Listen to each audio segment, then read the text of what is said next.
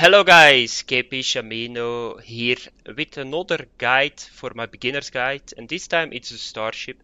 So I'm going to show you guys what you need to do with your Starship to set up a very good, setup, I would say. So let's get started. Let's go to the Starship. So in your Starship you got a couple of key technologies that you need to use, otherwise you cannot fly. So first of all, you got a beam and you got a cannon. So it's a little bit the same like on the planet. So with the beam you can harvest. With the cannon you can do that too, but it goes a lot slower. So a beam is for harvesting and a cannon is to shoot on enemies. So, but what is very important with your inventory here is that you need to connect it with your upgrade. So you see here that I got a phase cooler Sigma for my beam. And you need to connect it with each other. How can you see that it's connected with each other? You just got like a green outline. Everything that got a green outline is connected with my beam, and everything that got a red outline is connected with my cannon. I see a lot of guys in the YouTube videos or on streams, they don't connect their stuff. So that means if you don't connect it, it's not working and you are just taking an inventory slot. So it's very important to connect it with each other. You will see it when you got the same outline.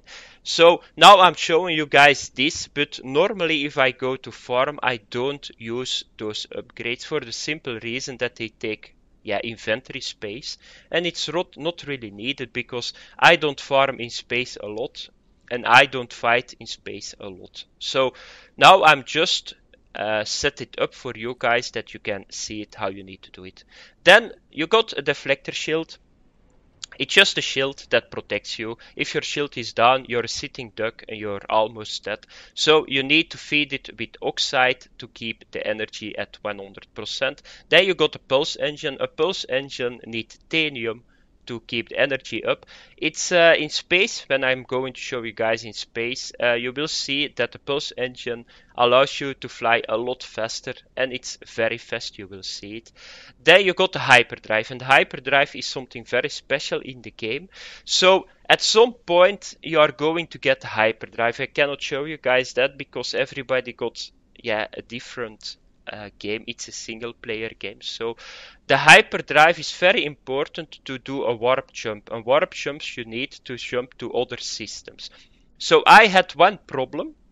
I wanted to make a jump, but my hyperdrive energy was 0, so I needed a warp cell. You guys can see it. But the main problem for a warp cell is you need antimatter, but I hadn't the technology to get antimatter. So I needed to buy antimatter, but I didn't have a spaceship. So if you got this problem what I had, just try to find on a planet a trader that sells antimatter. So you need to buy it, and then you can make a warp cell, and then you can do a warp jump to another system. So it took me some time because it was really frustrated. I wanted to warp, but it didn't work. I couldn't find antimatter. So that's what you need to do. And then I jumped to another system, and right away I had like a destination point where I could find the antimatter technology. So now I got the technology, I can make antimatter myself, so it's very easy. But that's how you need to do it, guys. At some point you will get the technology, but I cannot show you guys that because I cannot say I got it there because like you guys don't going to get it on that point. Okay, so there you got the launch thruster. Launch thruster is purely the engine to take off. If you don't have this, you cannot take off. You need to use plutonium for it. So all the engines, they use an isotope because isotopes, they give energy, and that's why. So how do you need to make antimatter, or how do you need to make a warp cell? You just hover over an inventory icon that is empty, just push E, and you will see here is my antimatter. And for antimatter, first you need to have an electron vapor, iridium and zinc. So let's have a look to the electron vapor. So that's over here too. So for an electron vapor, you need a suspension fluid and plutonium. What do you need for the suspension fluid? You need carbon. So you need to find all that technology, and then you can do the chain to get at the end to the warp cell. And for a warp cell, you need titanium and antimatter. And once you got this, you can just click your hyperdrive and just get the energy up, and you can do a warp jump. Okay, so another thingy, just to make it a little bit easier, if you want, you can move your resources here. By the way, here you can have 500 units, so you can have 500 units of one resource. In your exosuit, that's only 250. So how do you need to transfer from your exosuit to your starship? Very easy, just hover over it, push X, and you will see it goes now to my starship. From starship to exosuit is just the same. So just hover over it, push X, and you will see it goes back to my exosuit. If you want to move stuff, just push left mouse button, keep it pushed, and you can move stuff around. It's very handy. So I always put like the carbon or the isotopes with each other. Then you got the other resources with the same color. You can put them with each other. So it's very handy. So that was the inventory setup. Now it's time to show you guys how you need to fly. And the last time in the video I had pirates. That was the first time that I saw pirates, and they just shoot me, in 5 seconds out of the air. So sometimes it can happen that you come out. And I don't invest a lot of time in my starship for the simple reason that I'm just farming the whole time. So, and there is not a lot of space combat that you can do. So, I was that guy, so I needed to do it over again. So you guys just saw, I just went with W to space. And how you need to start your pulse engine. So you just need to push space bar. Oh, my pulse engine is offline. Whoa, how is that possible? Huh. Wait, maybe I'm too close.